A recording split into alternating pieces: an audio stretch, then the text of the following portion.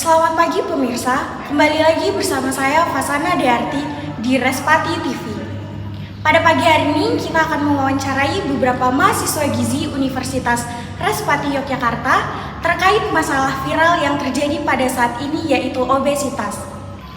Baik, di sini saya sudah bersama salah satu narasumber saya, Mbak Nanda dari Medika Respati. Halo Kak. Halo. Sebelum saya ingin menggali lebih dalam, sebenarnya apa sih pengertian dari obesitas itu sendiri?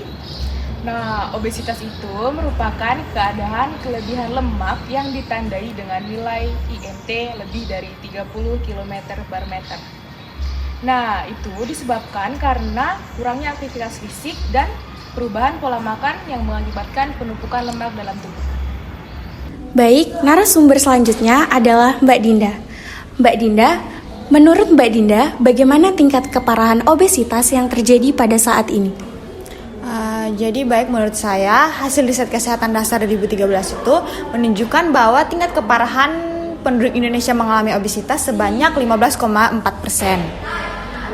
Pada usia lebih dari 18 tahun itu mengalami peningkatan sebanyak 18,1%. Pada tahun 2007 mengalami peningkatan lagi sebanyak 13,9% menjadi 32,9%. Baik, narasumber selanjutnya adalah Mbak Friska. Mbak Friska, bagaimana faktor penyebab terkait obesitas? Jadi baik, di sini saya akan menjelaskan beberapa faktor penyebab dari obesitas. Yang pertama itu ada genetik, di mana genetik itu berdasarkan keturunan. Yang kedua itu kerusakan pada otak. Nah, kerusakan pada otak contohnya salah satu hipotalamus, di mana hipotalamus itu merupakan salah satu bagian dari otak. Nah, yang ketiga itu ada pola makan yang berlebih. Makanan yang berminyak atau tinggi lemak itu banyak disukai oleh orang-orang.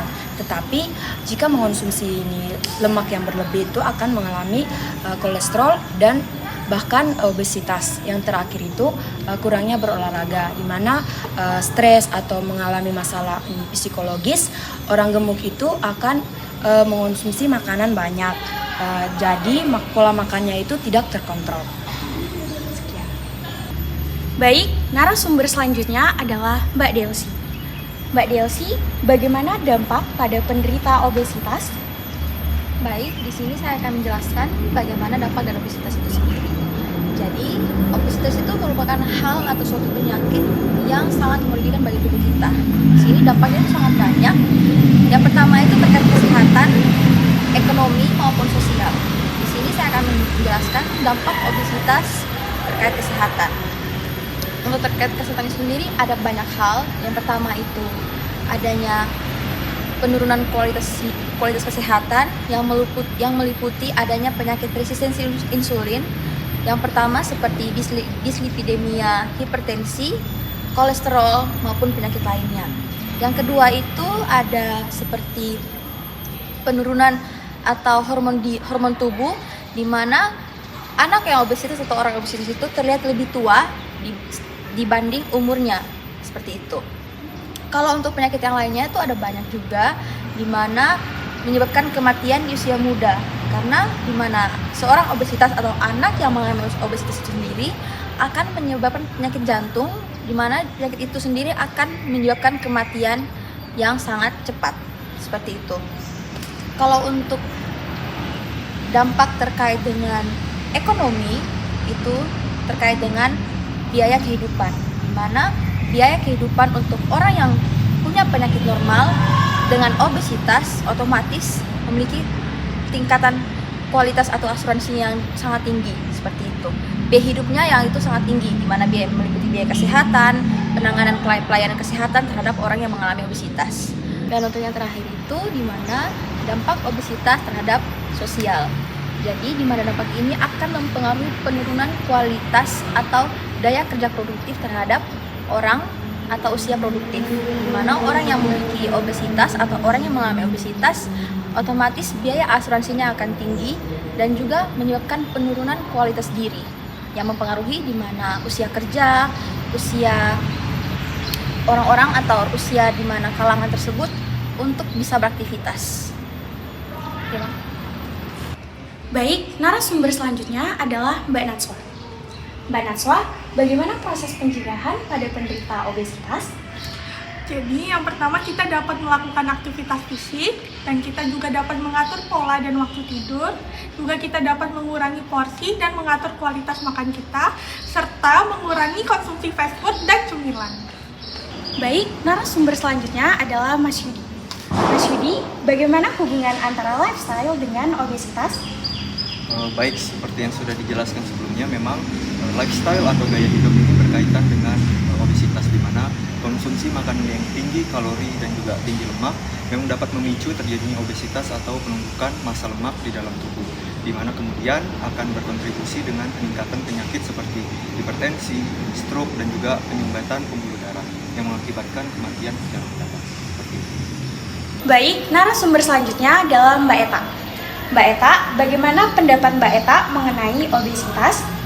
Menurut pendapat saya, obesitas merupakan suatu kelainan atau penyakit yang disebabkan oleh menumpuknya lemak di dalam suatu jaringan. Obesitas dapat menjadi salah satu faktor risiko penyakit mematikan seperti penyakit jantung. Obesitas dapat terjadi akibat kurangnya aktivitas yang diimbangi dengan banyaknya asupan kalori. Maka dari itu, untuk mencegah obesitas ini, kita harus memulai dengan pola hidup sehat. Terima kasih. Narasumber selanjutnya adalah Mbak Angel. Nah, Mbak Angel, bagaimana pendapat Mbak Angel mengenai obesitas? Baik, menurut pendapat saya sudah diketahui sebelumnya obesitas itu merupakan suatu kelainan di mana pada tubuh seseorang itu terdapat penumpukan lemak yang berlebih yang mempengaruhi indeks sisa tubuh atau berat badan seseorang itu di luar batas normal. Jadi kalau misalnya dikaitkan dengan prevalensi sekarang, banyak sekali masyarakat, khususnya masyarakat Indonesia itu mengalami obesitas. Maka dilihat dari hal tersebut, obesitas itu bukan suatu kejadian yang sepele. Jadi perlu penanganan seekstra mungkin. Nah, di sini juga kalau misalnya dilihat dari resikonya, obesitas itu mempunyai resiko yang sangat mematikan, di mana itu dapat memicu masalah-masalah kesehatan pada seseorang yang mengalaminya, terutama penyakit-penyakit degeneratif, contoh itu seperti penyakit jantung, hipertensi, diabetes mellitus, dan banyak lagi penyakit degeneratif lainnya. Maka oleh karena itu, sebagai salah satu upaya dalam menanggulangi masalah obesitas ini, perlu suatu upaya atau tindakan yang harus dilakukan secara mandiri, di mana semua kita di sini atau individu-individu yang mengalami obesitas harus berupaya untuk menjaga lifestyle atau pola hidup dengan cara mengimbangi atau menjaga konsumsi makan sehari-hari, juga didukung oleh aktivitas fisik. Baik, itu saja dari saya. Baik, pendapat tadi menutup acara Respati TV pada pagi hari ini. Saya Fasana Diarti pamit undur diri, sampai jumpa.